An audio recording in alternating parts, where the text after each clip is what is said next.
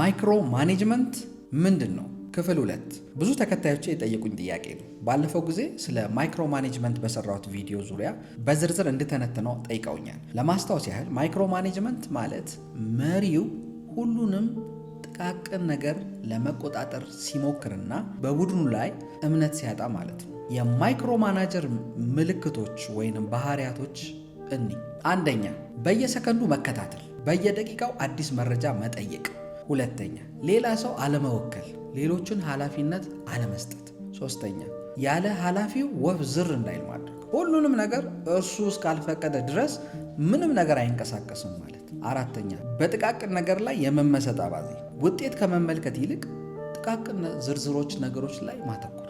አምስተኛ፣ የሌሎችን ስራ መልሶ መላልሶ መደጋገም መስራት፣ ጥቃቅን ልዩነት እንኳን ሲኖር ለመቀየር መሟሟት። ስድስተኛ፣ በሌሎች ላይ እምነት ማጣት፣ ሰራተኞች ያለ ኃላፊው አይችሉም ብሎ መደምደም። ሰባተኛ፣ ግንኙነቶችን ከመጠን በላይ መቆጣጠር፣ በሁሉም ግንኙነቶች ላይ መካተትን መፈለግ ነው። ስምንተኛ፣ ነፃነትን መከልከል፣ ሰራተኞች ውሳኔ እንዳይወስኑ መከልከል። ዘጠነኛ፣ ግልጽ ያልሆነ መመሪያ ማስቀመጥ፣ ከዚያም በተሰጠው መመሪያ ውስጥ ጥልቅ ብሎ መገኘት። አስረኛውና የመጨረሻ አላስፈላጊ ክትትል ወይንም ሆቨሪንግ የምንለው ከመምራት ይልቅ በመከታተል ላይ አላስፈላጊ ሰዓትን ማባከል።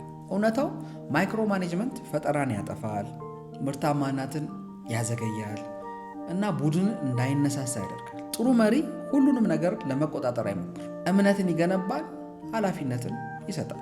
ስለ ማይክሮ ማኔጅመንት በጠለቀ ለመረዳት በቢንግ አካዳሚ የተዘጋጀውን ስልጠና ባዮ ላይ ባለው ሊንክ በመጫን ማግኘት ይቻላል።